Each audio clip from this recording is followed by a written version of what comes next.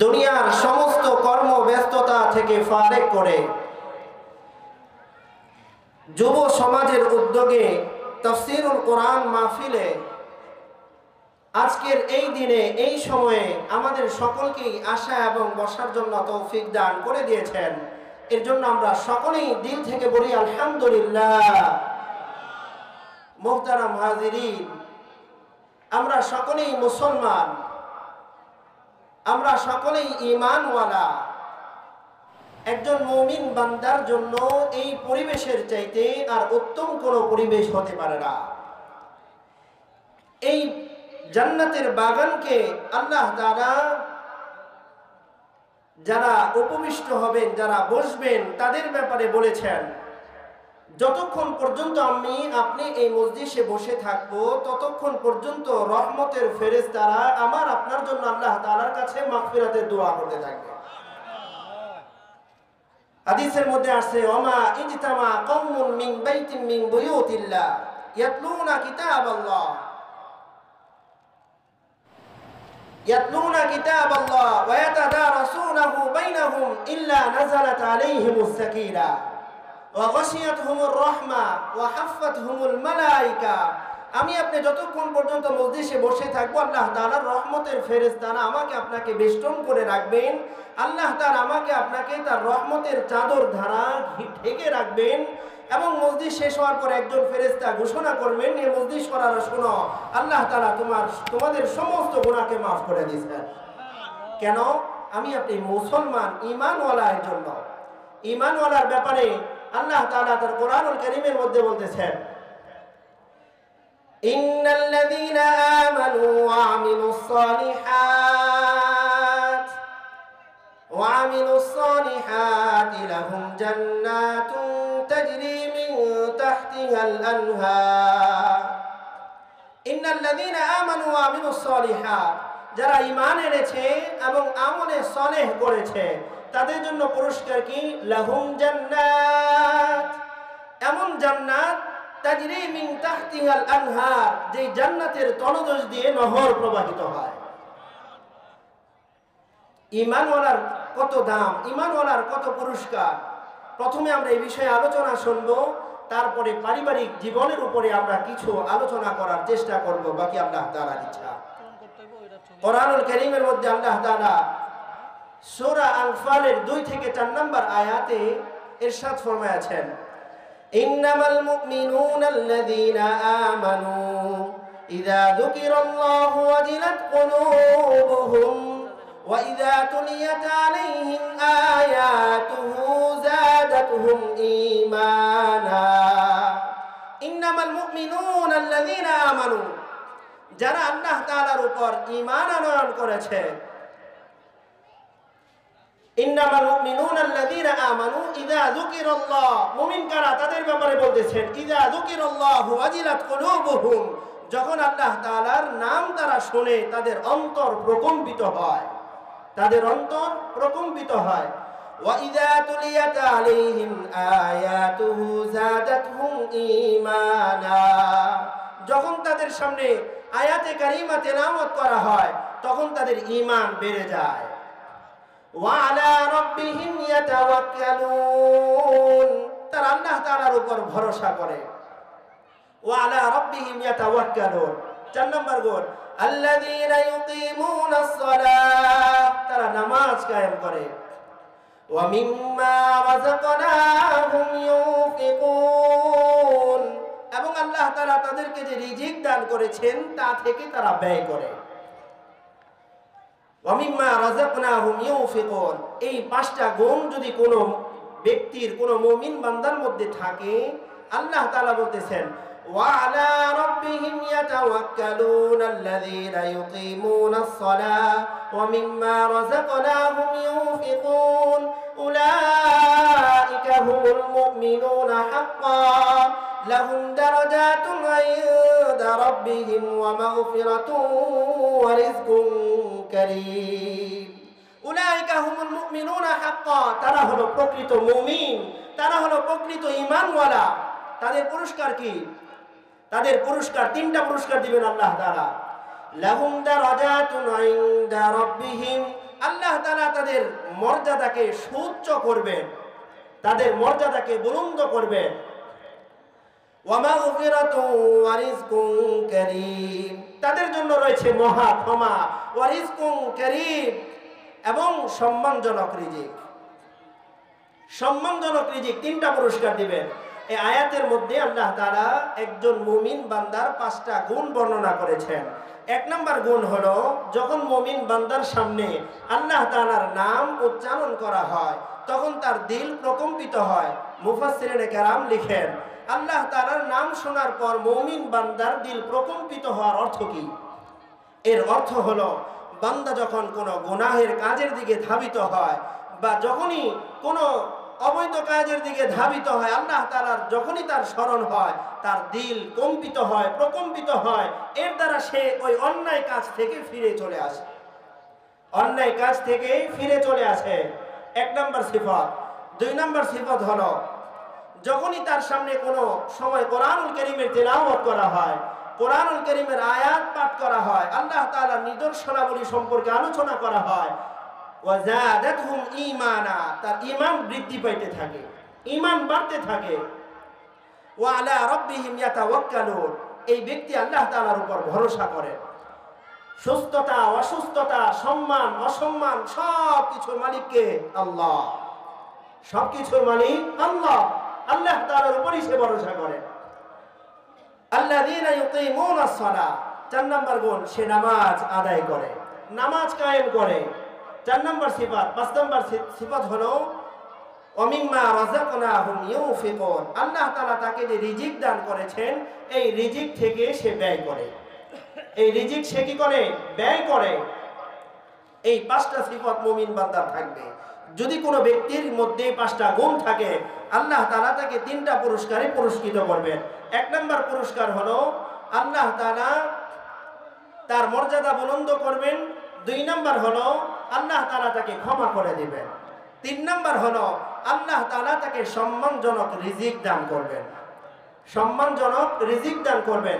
মুমিন বান্দার ব্যাপারে অন্য আয়াত আল্লাহ তাআলা বলতেছেন, আল্লাহু ওয়ালিয়ুল্লাযীনা আমানু ইখরিজুহুম মিনাজ যুলুমাতি ইলান নূর ওয়াল্লাযীনা কাফারু আউলিয়াউহুমুত তাগুতু ইখরিজুনাহুম মিনান নূরি ইলাজ যুলুমাত উলাইকা আসহাবুন নার হুম ফিহা খালিদুন। আল্লাহু ওয়ালিয়ুল্লাযীনা আমানু, যে মুমিন বান্দা আল্লাহ তাআলাকে অভিভাবক হিসেবে মেনে নেবেন, আল্লাহকে বন্ধু বানাবেন, আল্লাহু ওয়ালিয়ুল্লাযীনা আমানু, আল্লাহ তাকে কি পুরস্কার দিবেন? ইখরিজুহুম মিনাজ যুলুমাতি ইলান নূর, আল্লাহ তাকে অন্ধকার থেকে বের করে আলোর দিকে ধাবিত করবেন, অন্ধকার থেকে বের করে আলোর দিকে ধাবিত করবেন। ওয়াল্লাযীনা কাফারু, আর যারা আল্লাহ তাআলার সাথে কুফরি করবেন, আউলিয়াউহুমুত তাগুত, এবং তাদের অভিভাবক মানবেন তাগুত শয়তানকে। শয়তানকে যারা অভিভাবক বানাবে তাদেরকে কি করবেন আল্লাহ? ইউখরিজুনাহুম মিনান নূরি ইলাজ যুলুমাত, আল্লাহ তাদেরকে আলো থেকে বের করে অন্ধকারের দিকে নিয়ে যাবেন। উলাইকা আসহাবুন নার, এই সকল লোকগুলি হলো জাহান্নামের অধিবাসী, এরা জাহান্নামী হবে। হুম ফিহা খালিদুন, তারা সেখানে অনন্ত অসীম কাল অবস্থান করবে, সেখান থেকে বের হওয়ার কোনো সুযোগ থাকবে না। তো মুমিন হলে পুরস্কার কি, এটা জানলাম। মুমিন কারা এটাও জানলাম, মুমিন হওয়ার কি কি আলামত সেটাও জানলাম।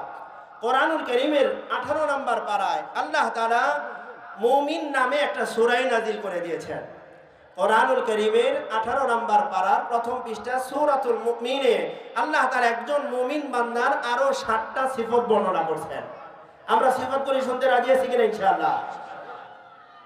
তাদের ব্যাপারে প্রথমেই আল্লাহ তাআলা কসম করে তাকিদের সাথে বলতেছেন, قد أفلح المؤمنون الذين هم في صلاتهم خاشعون والذين هم عن اللغو معرضون والذين هم للزكاة فاعلون والذين هم لفروجهم حافظون إلا على أزواجهم أو ما ملكت أيمانهم فإنهم غير ملومين فمن ابتغى وراء ذلك فأولئك هم العادون প্রথম সিফাত প্রথমে আল্লাহ বলতেছেন কদ আফলাহাল মুমিনুন অবশ্যই মুমিনরা সফলকাম অবশ্যই মুমিনরা সফলকাম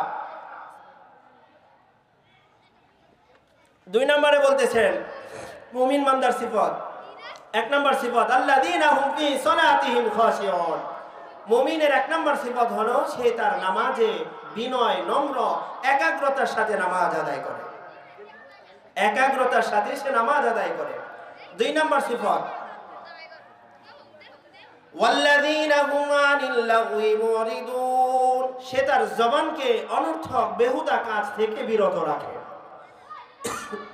তিন নম্বর গুণ ওয়াল্লাযীনা হুম লিয-যাকাতি ফাইলুন সে কি করে যাকাত আদায় করে যাকাত আদায় করে সে চার নম্বর গুণ ওয়াল্লাযীনা হুম লিফুরুজিহিম হাফিজুন চার নম্বর সিফাত হলো সে তার লজ্জাস্থানের হেফাজত করে সে তার লজ্জাস্থানের হেফাজত করে পাঁচ নম্বর গুণ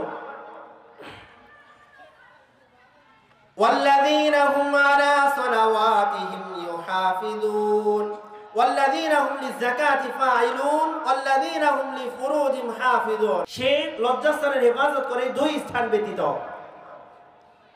এক নম্বর স্থান কি তার স্ত্রী দুই নম্বর হলো তার যে মালিকানাধীন দাসী বা বাদী আছে এই দুই স্থান ব্যতীত অন্য যত স্থান আছে সমস্ত স্থান থেকে তার লজ্জাস্থানের হেফাজত করবে আমি সংক্ষেপে বলতেছি কেননা আমি আলোচনা করব অন্য একটা বিষয় নিয়ে পারিবারিক দাম্পত্য জীবন নিয়ে আলোচনা করার চেষ্টা করব পাঁচ নম্বর সিফাত হলো ওয়াল্লাযীনা হুম আলা সালাওয়াতিহিম ইউহাফিজুন মুমিন বান্দা তার নামাজের ওয়াক্তের হেফাজত করবে মুমিন বান্দা তার নামাজের ওয়াক্তের হেফাজত করবে সাত নম্বর হলো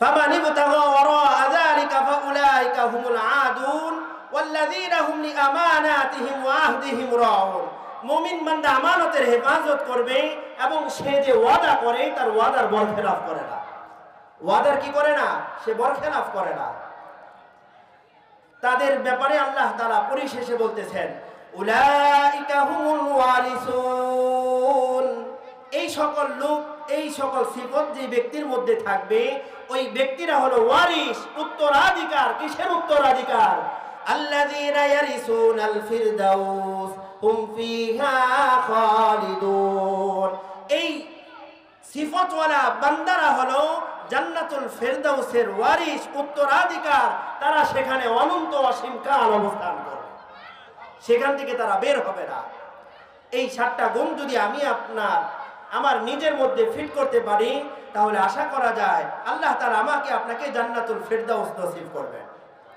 এখন আসেন দুই নম্বর বিষয় কোরআনুল কারীমের মধ্যে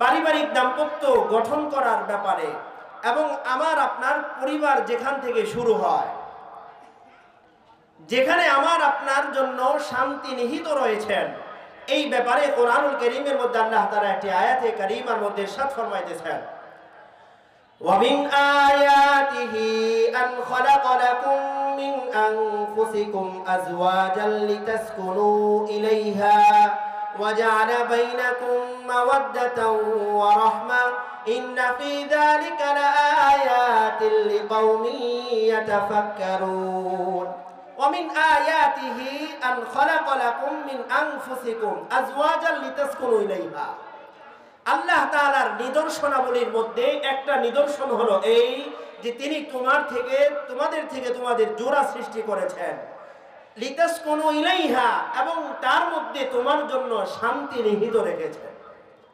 লিতাসকুনু ইলাইহা ওয়া জাআলা বাইনাকুম মাওয়াদ্দাতাও ওয়া রাহমা এই যে দাম্পত্য জীবন আমার আপনার জন্য যে আল্লাহ তাআলা আমার জোড়ার মধ্যে আমার স্ত্রীর মধ্যে শান্তি রাখলেন এটাকে আল্লাহ তাআলা দুই ভাগে বিভক্ত করেছেন দুই শব্দের দ্বারা মাওয়াদ্দাত ওয়া রাহমা, প্রথম শব্দ হলো ভালোবাসা, 2 নাম্বার হলো ওয়া রাহমা, দয়া। অর্থাৎ আমি আপনি যখন বিবাহ করি, বিবাহ করার পর প্রাথমিক যে জীবনটা, এই জীবনটা গঠিত হয় ভালোবাসার দ্বারা। এই জীবনটা গঠিত হয় কিসের দ্বারা? আবদ্ধ থাকে ভালোবাসার দ্বারা, পরস্পর একে অপরকে ভালোবাসে। যখন তারা জীবনের অর্ধেক অতিবাহিত করে ফেলে, তাদের দাম্পত্য জীবনের, যখন তাদের মধ্যে বার্ধক্য চলে আসে, তখন তাদের মধ্যে শারীরিক যে চাহিদা এটা ওই পরিমাণ আর থাকে না। তখন তাদের মধ্যে যে আবদ্ধ থাকে, তাদের মধ্যে যে মিল থাকে, এটা হলো দয়ার দ্বারা। অর্থাৎ বৃদ্ধ হয়ে যায় তার স্ত্রী, সে চিন্তা করে এই মহিলা তো তার পুরা যৌবন আমার পিছনে ব্যয় করেছেন, আমার সন্তানের পিছনে ব্যয় করেছেন, আমার পরিবারের পিছনে ব্যয় করেছেন, সে এখন দুর্বল অসুস্থ, তার উপর কেমন যেন একটা দয়া চলে আসে। আসে কি আসে না? আসে। তেমনি ভাবে স্ত্রীও তার স্বামীর উপরে দয়া করে। কিভাবে? এই লোকটা তার পুরা জিন্দেগির অর্থ ব্যয়, সময় আমার উপর, আমার সন্তানদের উপর ব্যয় করেছেন, এখন সে বার্ধক্য অসুস্থ ঘরে পড়ে গিয়েছে, তার খেদমত করা, সেবা করা, এটা কেমন যেন তার ভিতর থেকে অটোমেটিকলি দয়া থেকেই চলে আসে। তখন আর তার প্রতি যৌন চাহিদা থাকে না, থাকে না। এই যে আমার আপনার পারিবারিক জীবন গঠিত হচ্ছে, এই পারিবারিক জীবন গঠিত হওয়ার ক্ষেত্রে ইসলামের নীতিমালা, ইসলামের বিধিনিষেধ যদি আমি আপনি মেনে চলতে পারি, এই পরিবার হবে জান্নাতের একটি বাগান। যদি পরিবারের মধ্যে শরীয়তের আইন কানুন না থাকে, তাহলে এই পরিবার হবে জাহান্নামের একটা খণ্ড, জাহান্নামের একটা খণ্ড হবে, একটা অংশ হবে। আমার আপনার পারিবারিক দাম্পত্য জীবন শুরু করার আগেই আমাকে আপনাকে জানতে হবে বিবাহের উদ্দেশ্য কি। আমি আপনি যে বিবাহ করি, বিবাহের উদ্দেশ্য কি? আমাদের সমাজে বিয়ের প্রথম রাত্রে স্ত্রীকে ঘরে এনে বলে যে দেখো আমি বিয়ে করতাম না, এই জন্য বিয়ে করেছি, আমার ঘরে বৃদ্ধ বাবা মা আছে, তাদের সেবা যত্ন করা প্রয়োজন, সুতরাং আমার খেদমত করো আর না করো, আমার বাবা মার খেদমত, ভাই বোনের খেদমত কিন্তু অবশ্যই তোমার করা লাগবে। বলি কি বলি না? এটা শিখেছে কোথায় থেকে? আমাদের পাশ্চাত্যের যে মিডিয়া আছে, সিনেমা আছে, এখান থেকে তারা শিখেছে। এবং আমাদের সমাজে এখনো পর্যন্ত গাছ, আকাশ, নদী, নালা, আল্লাহ আল্লাহ রাসূলকে সাক্ষী রেখে বিয়ে করে ফেলে, বিয়ে করে ফেলে, অথচ কখনোই বিয়ে সহি হবে না। এটা কোত্থেকে শিখলো তারা? মিডিয়া থেকে শিখেছে তারা, সিনেমা থেকে, ছবি থেকে, অর্থাৎ পাশ্চাত্যের যেই কালচার, এটা থেকে শিখে শিখে তারা গাছপালা, নদী, নালাকে সাক্ষী রেখে বিবাহ করে ফেলে।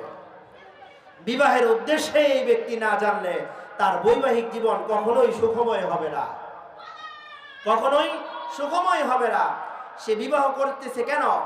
আল্লাহ রাসূল সাল্লাল্লাহু আলাইহি ওয়াসাল্লাম যুবকদেরকে বলতেছেন, দেখেন, ইয়া মাশারাশ শাবাব মান ইসতাতাআ মিনকুমুল বাআ ফালিয়াতাযাওয়াজ ফাইন্নাহু আগাদ্দু লিল বাসার ওয়া আহসানু লিল ফারাজ।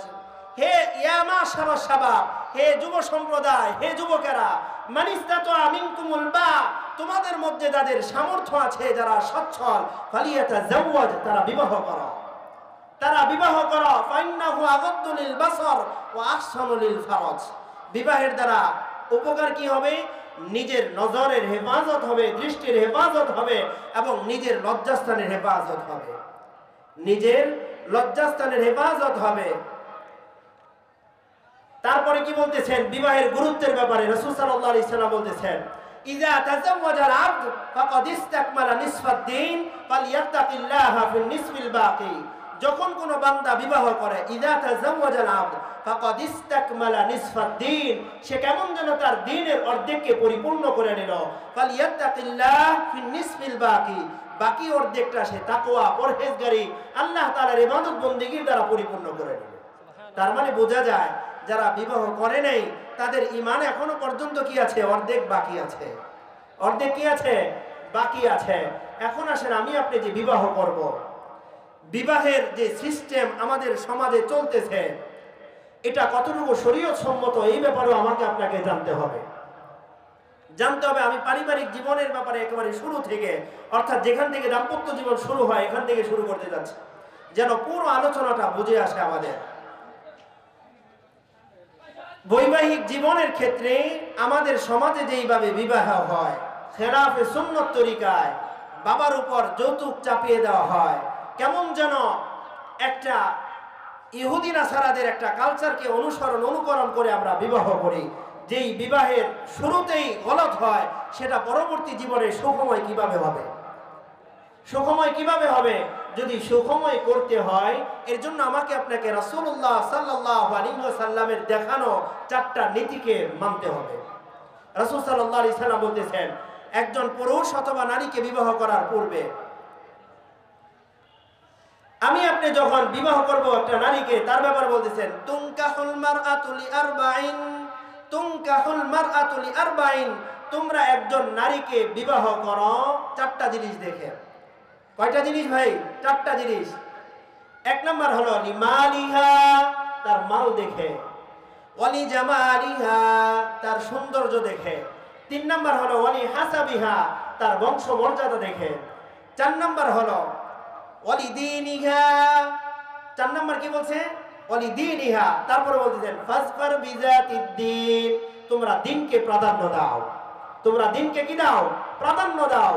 যদি প্রথম 3টা সহকারে দিন পাওয়া যায় তাহলে তো আলহামদুলিল্লাহ।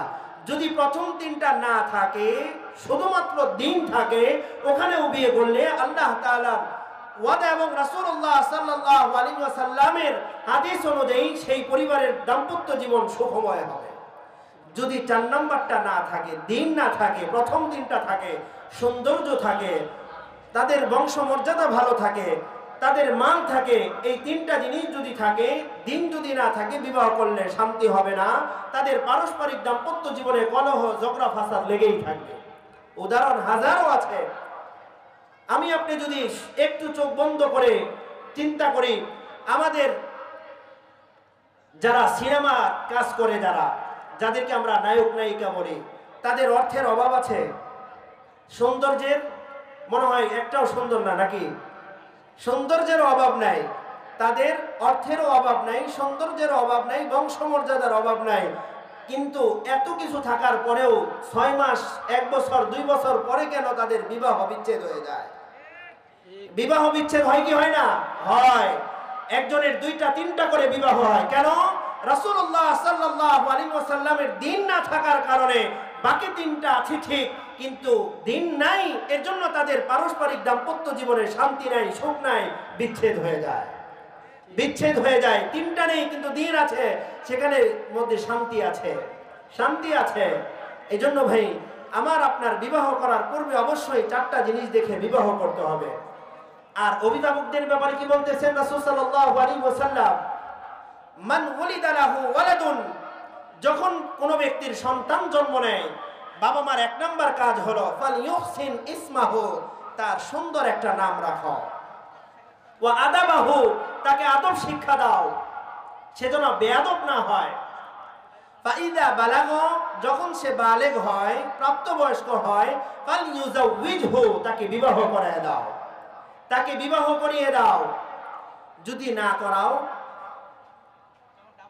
ফাইন বালাগ ওয়া লাম ইউজাউইজহু ফাসাবা ইসমান ফাইন্নামা ইসমুহু আলা আবিহি, যদি তাকে বিবাহ না করিয়ে দাও, সে যে গুনাহ করবে, এই গুনাহের একটা পার্সেন্টেজ তার বাবা মার আমলনামায় জমা হবে। বাবা মার আমলনামায় কি হবে? জমা হবে। এখন চিন্তা করে দেখেন, আমার আপনার উপর যে অর্পিত জিম্মাদারি আছে, দায়িত্ব আছে, এটাকে আমি কতটুকু আদায় করতেছি? কতটুকু আদায় করতেছি? সামাজিকতার কারণে আমার সন্তানের 18 বছর 20 বছর পার হয়ে গেছে, বয়স বাড়তে বাড়তে ডিগ্রি, মাস্টার ডিগ্রি সব কমপ্লিট, এখনো তার নিজের পায়ে দাঁড়ানো হয় নাই। দাঁড়াইতে দাঁড়াইতে একেবারে যখন লাঠি নিয়ে দাঁড়ায়, 30-35 বছরে বিবাহ করাইলে এর মধ্যে যে অন্যায়গুলি করে, গুনাহগুলি করে, এই গুনাহের অংশ কিন্তু বাবা মার আমলনামায় জমা হবে। বাবা মার আমলনামায় কি হবে? জমা হবে, যদি তার জিম্মাদারি আদায় না করে। যেই সমাজের মধ্যে বিবাহ কঠিন হবে, সেই সমাজের মধ্যে জিনা, ব্যভিচার, অশ্লীলতা, ধর্ষণ বেড়ে যাবে। বর্তমান সমাজে বিবাহ কঠিন না জিনা করা কঠিন? কোনটা কঠিন? বিবাহ করা কঠিন। বিবাহ করতে হলে তার নিজের ঘর লাগবে, চাকরি লাগবে, তার মাস্টার্স কমপ্লিট করা লাগবে, অর্থাৎ সব কিছুর পরে যখন টাকা পয়সা সব থাকবে তারপরে সে বিবাহ করার উপযুক্ত, এর আগে সে বিবাহ করতে পারবে না। আর যদি সে গুনাহের কাজের দিকে যেতে চায়, সময় লাগে না, অর্থ এত লাগে না।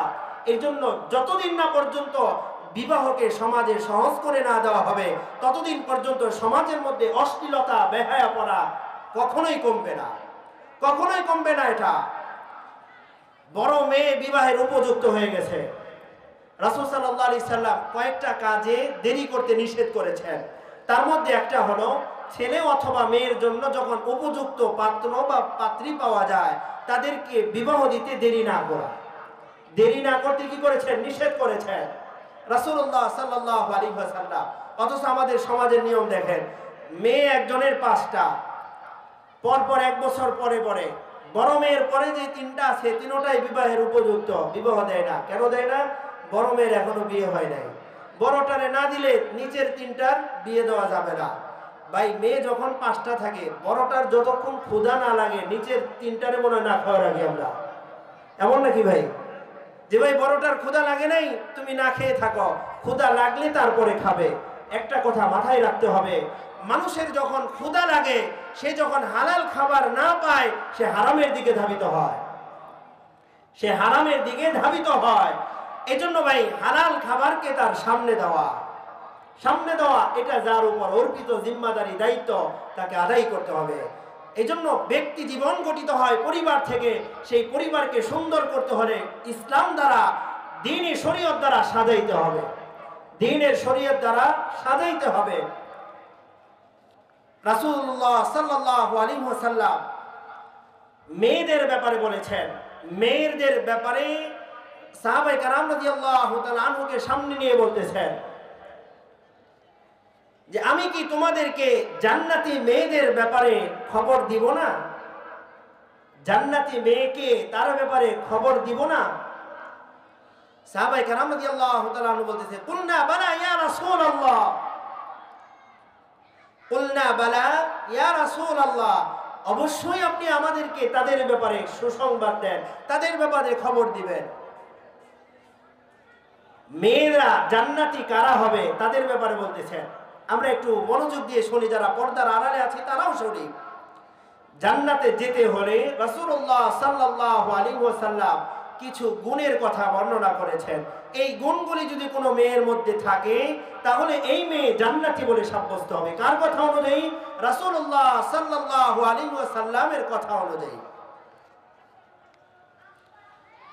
ক্বালা কুল্লু ওয়াদুদুন, ক্বালা কুল্লু ওয়াদুদিন, 1 নাম্বার গুণ হলো তার মধ্যে ভালোবাসা থাকবে, স্বামীর প্রতি কি থাকবে? ভালোবাসা থাকবে। 2 নাম্বার হলো ওয়ালুদিন, ওই মহিলা অধিক থেকে অধিক পরিমাণ সন্তান জন্ম দিবে, অধিক পরিমাণ কি দিবে? সন্তান প্রসব করবে। 1 নাম্বার গুণ কি? স্বামীর প্রতি সে ভালোবাসা অর্থাৎ সদয় হবে। 2 নাম্বার হলো অধিক সন্তান জন্মগ্রহণ অর্থাৎ প্রসবকারিণী মা। 3 নাম্বার কি? 3 নাম্বার হলো যখন এই মহিলা নিজে রাগ করে অথবা তার কোনো কথার কারণে, আচরণের কারণে তার স্বামী রাগ করে অথবা স্বামী তার উপর রাগ করে, ওই মহিলা বলে, তার কাকে বলে? তার স্বামীকে বলে, আমি ততক্ষণ পর্যন্ত নিদ্রায় যাব না। স্বামীর হাতে হাত রেখে বলে, আমি ততক্ষণ পর্যন্ত নিদ্রায় যাব না যতক্ষণ না পর্যন্ত আপনি আমার উপর সন্তুষ্ট না হচ্ছেন, যতক্ষণ না পর্যন্ত আপনি আমার উপর সন্তুষ্ট না হচ্ছেন। এটা হলো একজন জান্নাতি মেয়ে কারা, তাদের গুণ। তাদের গুণ 1 নাম্বার আসেন ওয়াদুদুন,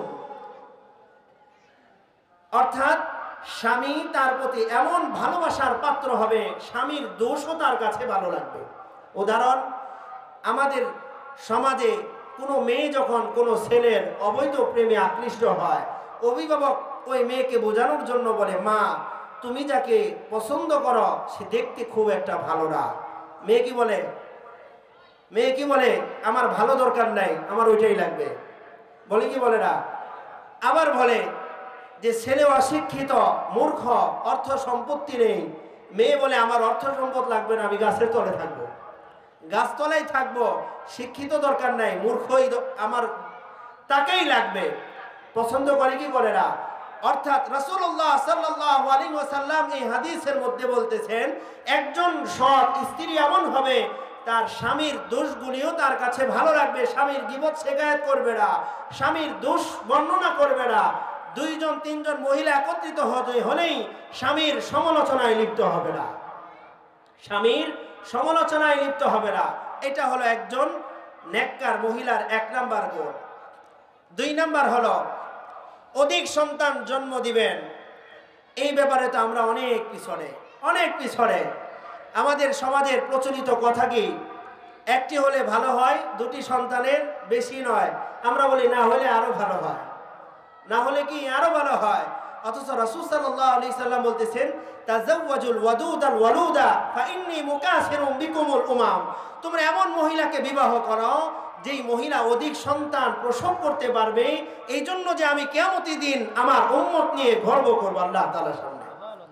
আর আমরা করতেছি কি উল্টা। বাচ্চা নেই না 2টা কারণে। একটা হলো তার চেহারা নষ্ট হয়ে যাবে, শরীর নষ্ট হয়ে যাবে। আরেকটা হলো যদি সন্তান আরেকটা হয় তাকে খাওয়াবো কি, এই চিন্তা করেও বাবা মা সন্তান নেয় না। এই 2 চিন্তায় চিন্তিত হয়ে কোনো বাবা মা যদি সন্তান না নেয়, তাদের উভয়ের গুনাহে কবিরা হবে এবং উভয়টাই হারাম। শুধুমাত্র শরীয়ত এই ক্ষেত্রে ছাড় দেয়, যদি মা অসুস্থ থাকে, সন্তান গর্ভধারণে তার ক্ষতির আশঙ্কা থাকে, কোনো দিনদার ডাক্তার পরামর্শ দেয়, সেই ক্ষেত্রে স্থায়ী না অস্থায়ী বিরতি দেওয়ার অধিকার ইসলাম তাকে দেয়, ইখতিয়ার দেয়। কিন্তু এটাকে স্থায়ী বন্ধ করে দেওয়ার অধিকার ইসলাম তাকে দেয় না। আমাদের ইংরেজদের কালচার কি? ইংরেজদের কালচার একটা ঘটনা কিতাবের মধ্যে লেখছেন। সিঙ্গাপুরের একটা ফ্লাইটে 2 জন স্বামী স্ত্রী দাম্পত্য জীবন, অর্থাৎ 2 জনেই স্বামী আর স্ত্রী বিমানে উঠছে। তাদের পাশে আরেকটা দাম্পত্য জুটি। কথা প্রসঙ্গে একজন ওই দাম্পত্য যেই জুটি আছে তাদেরকে বলতেছেন, আপনারা তো বিবাহ করেছেন অনেকদিন হয়ে গেল, আপনারা এখনো সন্তান কেন নিচ্ছেন না? এখনো পর্যন্ত সন্তান নিচ্ছেন না কেন? ওই মহিলা মুস্কি হেসে জবাব দিচ্ছেন যে আমরা 2 জনে পরিকল্পনা করেছি আমরা সন্তান নেব না। আমরা কি নেব না? সন্তান নেব না। কেন নেব না? আমরা চিন্তা করেছি আমরা আমাদের বাড়িতে একটা কুকুর পালন করব। কেন পালন করব? কুকুর বিশ্বস্ত হয় আর সন্তান বিশ্বস্ত হয় না। এটা কাদের কালচার? পাশ্চাত্য যেই জীবনকে আমরা ফলো করি তাদের কালচার। মুসলমান মনে রাখতে হবে, পাশ্চাত্য যারা জীবন অতিবাহিত করে তারা কখনোই মুসলমানদের ভালাই চাবে না। তারা তাদের কালচারকে আমাদের যুগের সন্তানদের ভিতর, আমাদের যুবকদের ভিতর ফ্যাশন বলে ঢুকিয়ে দিবেন। প্রত্যেকটা ফ্যাশন রাসূলুল্লাহ সাল্লাল্লাহু আলাইহি ওয়াসাল্লামের সুন্নতের পরিপন্থী। প্রত্যেকটা ফ্যাশন সুন্নতের পরিপন্থী। উদাহরণ, রাসূলুল্লাহ সাল্লাল্লাহু আলাইহি ওয়াসাল্লামের সুন্নত ছিল সামর্থ্য অনুযায়ী মোহর নির্ধারণ করা। বর্তমান রেওয়াজ বা রীতি ফ্যাশন কি? স্বামীর উপর এই মোহরের বোঝাকে চাপায়া দেওয়া। 2 লাখ টাকার মালিক না স্বামী, মোহর ধরছে 10 লাখ টাকা। সে সারা জীবনও যদি রিক্সা চালায় তার বউয়ের মোহরই আদায় করতে পারবে না। বাবা মার চিন্তা চেতনা কি? মোহর যদি বেশি দেয় এটাকে সিকিউরিটি বলে, অনেকে এটাকে কি বলে? সিকিউরিটি বলে। যদি তাকে ছেড়ে দেয় 10 লাখ টাকা পাবে, এই টাকা দিয়ে আবার আরেক জায়গায় বিয়ে দিবে। আপনাদের কাছে প্রশ্ন, বিয়ের শুরুতেই যদি বাবা মার মাথার মধ্যে এই চিন্তা থাকে, ওই দাম্পত্য জীবন টিকবে কি টিকবে না? তাদের ধারণা অনুযায়ী আল্লাহ তাআলা ফয়সালা করবেন। এই জন্য সুন্নত ছিল ছেলের সামর্থ্য অনুযায়ী মোহর নির্ধারণ করা এবং ছেলের উপর অর্পিত দায়িত্ব ছিল মোহরকে আদায় করে দেওয়া। মোহর শুধু খাতা কলমে লেখা হয় 10 লাখ টাকা, 10 টাকাও স্ত্রী পায় না। 10 টাকাও কি স্ত্রী পায় না? এটাও একটা ফ্যাশন। আরেকটা রাসূলুল্লাহ সাল্লাল্লাহু আলাইহি সাল্লামের সুন্নাত ছিল বসে প্রস্রাব করা, বর্তমান ফ্যাশন হলো দাঁড়িয়ে প্রস্রাব করা। রাসূলুল্লাহ সাল্লাল্লাহু আলাইহি ওয়াসাল্লামের সুন্নাত ছিল বসে দস্তরখান বিছিয়ে খানা খাওয়া, বর্তমান ফ্যাশন হলো ডাইনিং টেবিলে বসে খানা খাওয়া। রাসূলুল্লাহ সাল্লাল্লাহু আলাইহি ওয়াসাল্লামের সুন্নাত ছিল চুলকে 3 তরিকার 1 তরিকায় কাটা, বর্তমান ফ্যাশন হলো বিভিন্ন নায়ক নায়িকা খেলোয়াড়দের ডিজাইনে চুল কাটা। ফ্যাশন কিনা? রাসূলুল্লাহ সাল্লাল্লাহু আলাইহি ওয়াসাল্লামের সুন্নাত ছিল খাবারের পূর্বে 2 হাত ধোয়া, বর্তমান ফ্যাশন হাত ধোয়ও না, হাত কি ধোয় না, টিস্যু দিয়ে হাত মুছে খাবার খেয়ে ফেলে, এটা ফ্যাশন। রাসূলুল্লাহ সাল্লাল্লাহু আলাইহি ওয়াসাল্লামের সুন্নাত ছিল ডান হাতে পানি পান করা, বর্তমান ফ্যাশন হলো বাম হাতে পানি পান করা। পানি পান করা দেখবেন বিজ্ঞপ্তি দেওয়া আছে, বাম হাত দিয়ে পেপসি খাচ্ছে, কোকা কোলা খাচ্ছে, এটা মুসলমানদেরকে যে কোন ভাবে দাওয়াত দিচ্ছে। ইহুদি খ্রিস্টান পাশ্চাত্যের কালচারের দিকে মুসলমান জানে না, মুসলমান বোঝেও না, তারা এটাকে ফ্যাশন বলে নিজেদের মধ্যে গ্রহণ করতেছে। অথচ রাসূলুল্লাহ সাল্লাল্লাহু আলাইহি সাল্লামের সুন্নাত থেকে আমাকে আপনাকে দূরে সরিয়ে দিচ্ছেন, আমি আপনি টেরও পাচ্ছি না। আরো উদাহরণ দেওয়া যাবে, রাসূলুল্লাহ সাল্লাল্লাহু আলাইহি ওয়াসাল্লামের সুন্নাত ছিল পুরুষেরা কাপড় টাকনুর উপরে পরবে, বর্তমান ফ্যাশন হলো টাকনুর নিচে কাপড় পরিধান করা। রাসূলুল্লাহ সাল্লাল্লাহু আলাইহি ওয়াসাল্লামের সুন্নাত ছিল মহিলারা মোটা কাপড় পরিধান করবে, বর্তমান ফ্যাশন হলো মহিলারা পাতলা কাপড় পরিধান করা। ঠিক কি না ভাই? মিলান। রাসূলুল্লাহ সাল্লাল্লাহু আলাইহি ওয়াসাল্লামের সুন্নাত ছিল আমি আপনি যখন রাত্রেবেলা ঘুমাবো, এশারের নামাজের পর দুনিয়াবি কোনো কথাবার্তায় লিপ্ত না হয়ে যথাসম্ভব ঘুমিয়ে পড়া। বর্তমান ফ্যাশন হলো কানে হেডফোন লাগিয়ে গান শুনতে শুনতে 12টা 1টা বাজানো, যদি তাতেও ঘুম না আসে অশ্লীল ম্যাগাজিন পড়ে পড়ে ঘুমানো, এবং ফজরের সময় দ্রুত ওঠা ছিল নবীজির সুন্নাত। বর্তমান ফ্যাশন হলো 10টা 11টা 12টার সময় ঘুম থেকে ওঠা। ইহুদি নাসারা আমাকে আপনাকে ওই দিকে দাওয়াত দিচ্ছেন। রাসূলুল্লাহ সাল্লাল্লাহু আলাইহি ওয়াসাল্লামের সুন্নাত ছিল দাড়ি রাখা, বর্তমান ফ্যাশন হলো দাড়ি কেটে চেঁচে একেবারে সাফ সাফ করে রাখা। এটা ইহুদি নাসারাদের চক্রান্ত, আমাকে আপনাকে ওই দিকে নিয়ে যাচ্ছেন ভাই। এজন্য পারিবারিক দাম্পত্য জীবনকে যদি সুখময় করতে হয়, স্বামীর উপর 10টা দায়িত্ব আছে। স্বামীর 10টা গলতের কারণে পারিবারিক দাম্পত্য জীবনেও অশান্তি হয়। এই ভুলগুলিও আমাদেরকে মেনে নিতে হবে, জানতে হবে। দাম্পত্য জীবনে স্বামীর কয়টা ভুল? 10টা ভুল। 1 নাম্বার ভুল হলো স্ত্রীকে উপেক্ষা করা। স্ত্রীকে উপেক্ষা করা, স্ত্রীর প্রতি তার কোনো গুরুত্ব নেই। যদি ঘরে অন্য কোনো আত্মীয় আসে, তার স্ত্রীর সমবয়সী বা স্ত্রীর বান্ধবী, তার দিকে সে খুব মনোযোগের সাথে কথা বলে, খুব সৌন্দর্যের সাথে কথা বলে, পরিবারের অন্য সদস্যদের সাথে কথা বলে, স্ত্রীর সাথে সারাদিন যেই মহিলাটা তার জন্য অপেক্ষায় অপেক্ষিত, রাত্রিবেলা বাসায় ফেরার পর স্বামীর সাথে একসাথে খাবার খাবে, ঘরে যায়, যাওয়ার পর দীর্ঘ রাতে যায়, যাওয়ার পর বলে আমি বাহির থেকে খাবার খেয়ে আসছি, তুমি খেয়ে ঘুমিয়ে পড়ো। এটা স্ত্রীকে উপেক্ষা করা হলো কি হলো না? হলো। নবীজির এটা সুন্নাত ছিল না, নবীজির এই সুন্নাত ছিল না। এজন্য 1 নাম্বার ভুলটা কি স্বামীর? স্ত্রীকে উপেক্ষা করা। 2 নাম্বার হলো স্ত্রীকে তালাকের ধমক দেওয়া। স্ত্রীকে তালাকের ধমক দেওয়া, কথায় কথায় স্ত্রীকে তালাক দিয়ে দিব। এই কথা বলি কে বলে না? বলে। আমরা বলি এটা। যদি তার কিছু আচরণে আমি আপনি দোষ ত্রুটি দেখি, তাহলে বলি তুই বাপের বাড়ি চলে যা, আমার জন্য অনেকে আছে, আমি তাদের থেকে একজনকে বাছাই করে নিব। আমার আপনার কাছে কথাটা যদিও সহজ, কিন্তু একজন নারীর কাছে, একজন মায়ের কাছে কথাটার ওজন অনেক অনেক বেশি। যেই মা তার বাবা মা, তার আত্মীয় স্বজন বন্ধু বান্ধব সকলকে রেখে ত্যাগ করে আপনার ঘরে চলে এসেছে শুধুমাত্র আপনার ভরসায়, আপনার আশ্রয়ের অপেক্ষায়, যিনি অপেক্ষিত সবসময় আপনার দিকে চেয়ে থাকেন, আমি আপনি যখন তাকে বলি তোকে তালাক দিয়ে দিব, সে চিন্তা করে অন্য চিন্তা, সে তার মাথায় আসমান ভেঙে পড়ে। যদি সে দিনদার হয় ধৈর্য ধরে, যদি দিনদার না হয় সে অন্য চিন্তা করে। কোন চিন্তা করে? অন্য চিন্তা করে, প্রতিবেশীর সাথে বা অন্য কোনো ছেলের সাথে তখন সম্পর্ক জুড়ে। কেন? যদি আমাকে স্বামী ছেড়েই দেয়, আমার তো এক জায়গায় যেতে হবে নাকি? তখন পরকীয়ায় লিপ্ত হয়, পারিবারিক দাম্পত্য জীবনে পরকীয়া শুরু হয়, এবং এক পর্যায়ে দেখা যায় স্ত্রী অন্যদিকে মনোযোগী হয়, সে চলে যায়। শুরুটা কে করেছিল? স্বামী করেছিল। স্ত্রীকে তালাকের ধমকি সে সহজভাবে দিয়েছিল, কিন্তু স্ত্রীর কাছে এটা কঠিন, সে বুঝতে পারে নাই। বুঝতে পারি না, আমি বিস্তারিত আলোচনা করবো না, সময় আছে মাত্র 10 মিনিট। 3 নম্বর যে ভুল স্বামীর, সেটা হলো স্ত্রীকে কথায় কথায় ধমক দেওয়া। 2 নম্বর কি বললাম? স্ত্রীকে তালাকের ধমক দেওয়া। 2 নম্বর হলো দ্বিতীয় বিয়ের হুমকি দেওয়া।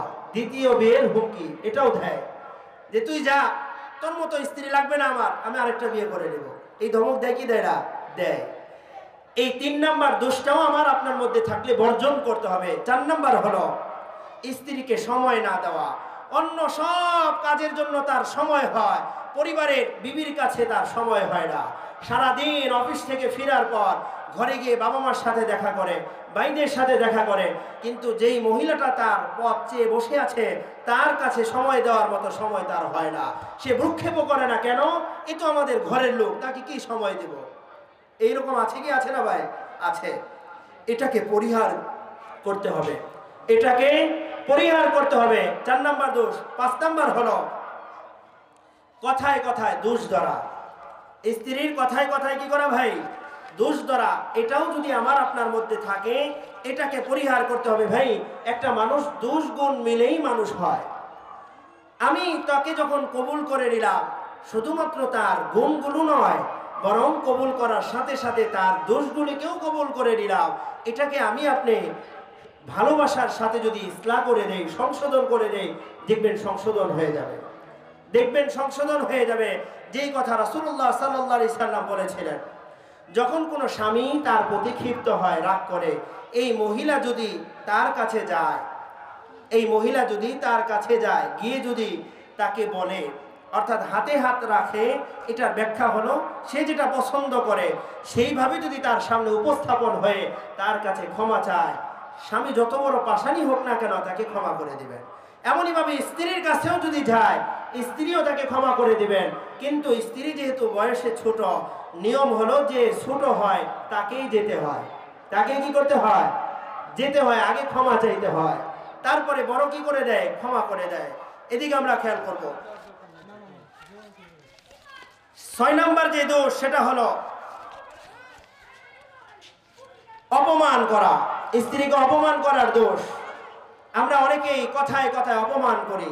আমার বাবা মার সামনে দেখবেন অপমান এমন একটা জিনিস আঘাতের চাইতেও বেশি মারাত্মক হয়। উদাহরণ, একটা ছোট বাচ্চা রাস্তা দিয়ে হেঁটে আসতেছে, হোঁচট খেয়ে পড়ে যায়। যখন তাকে কেউ না দেখে, সে উঠে দাঁড়িয়ে আবার হাঁটতে থাকে। যখন হোঁচট খেয়ে পড়ে যাওয়ার পর সকলেই তার দিকে তাকিয়ে থাকে, হাস্যরস করে, ওই ছোট বাচ্চা কেঁদে দেয়। হোঁচট খেয়ে পড়ে ব্যথা পাওয়ার কারণে নয়, বরং এই ছোট বাচ্চার নিজের যেই ব্যক্তিত্ব আছে, ব্যক্তিত্বের মধ্যে আঘাত লাগার কারণে ছোট বাচ্চা কান্না করে দেয়। মুহতারাম হাজিরিন, সে একটা ছোট বাচ্চার যদি আত্মমর্যাদা থাকে, একজন স্ত্রী তার কেন আত্মমর্যাদা থাকবে না? আমি আপনি যদি তাকে সংশোধন করতেই হয়, আড়ালে ডেকে নিয়ে ভালোবাসার একান্ত মুহূর্তে তাকে ইসলাহ করে দিয়ে ইনশাআল্লাহ সংশোধন হয়ে যাবে, সংশোধন হয়ে যাবে। 8 নম্বর হলো অন্যের কারণে স্ত্রীর সাথে ঝগড়া করা। অন্যের কারণে স্ত্রীর সাথে ঝগড়া করা, এই অভ্যাস আমাদের মধ্যে আছে, এটাকে পরিহার করতে হবে। 9 নম্বর হলো অপবাদ আরোপ করা।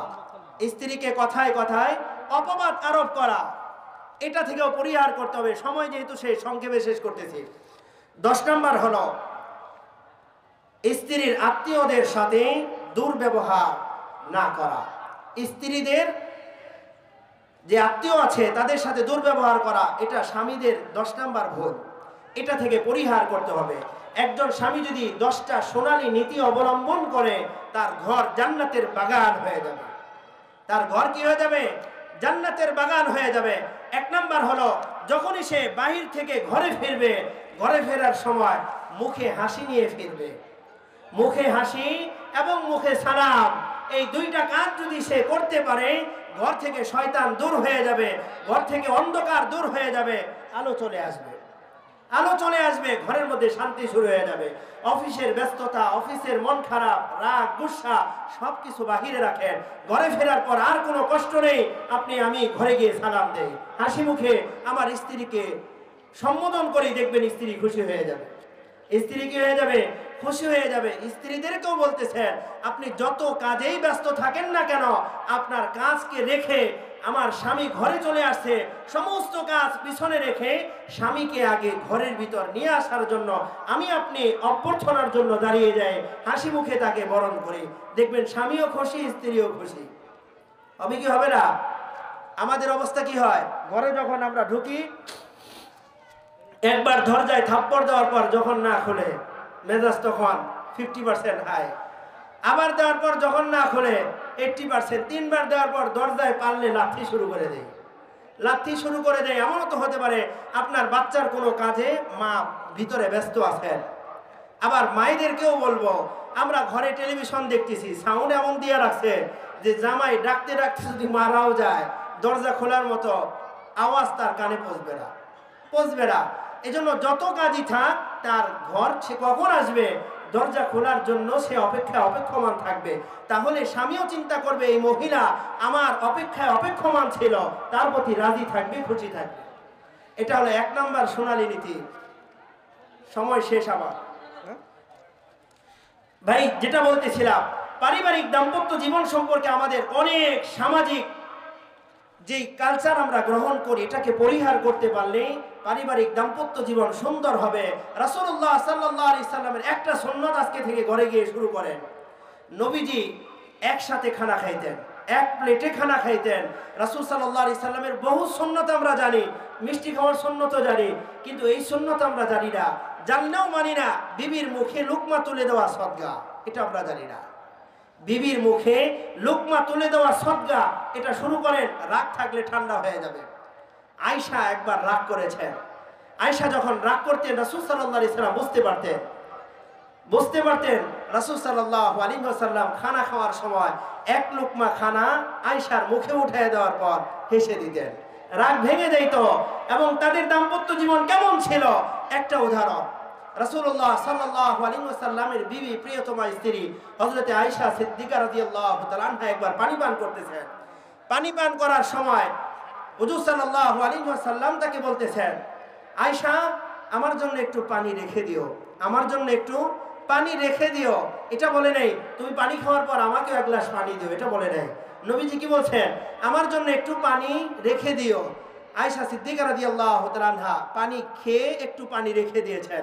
হুজুর সাল্লাল্লাহু আলাইহি ওয়াসাল্লামের কাছে নিয়ে যাওয়ার পর হুজুর সাল্লাল্লাহু আলাইহি ওয়াসাল্লাম জিজ্ঞাসা করতেছেন বা দেখছেন কোন জায়গায় ঠোঁট লাগাইয়া আয়েশা পানি পান করেছেন। হুজুর সাল্লাল্লাহু আলাইহি ওয়াসাল্লাম ঠিক সেই জায়গায় ঠোঁট লাগিয়ে অবশিষ্ট পানি পান করলেন। এটা ছিল আমার আপনার নবীর আদর্শ। এই আদর্শকে যদি আমার আপনার ঘরের মধ্যে, পরিবারের মধ্যে ফিট করতে পারি, আমার আপনার ঘর হয়ে যাবে জান্নাত। আল্লাহ তাআলা আমাদের সকলকেই ব্যক্তি জীবন, পারিবারিক জীবন, সামাজিক জীবন, রাষ্ট্রীয় জীবন নবীজির আদর্শ দ্বারা সাজানোর মতো তৌফিক দান করুন। আমিন। ওয়া আখির দাওয়ানা আলহামদুলিল্লাহি রাব্বিল আলামিন। আসসালামু আলাইকুম ওয়া রাহমাতুল্লাহ।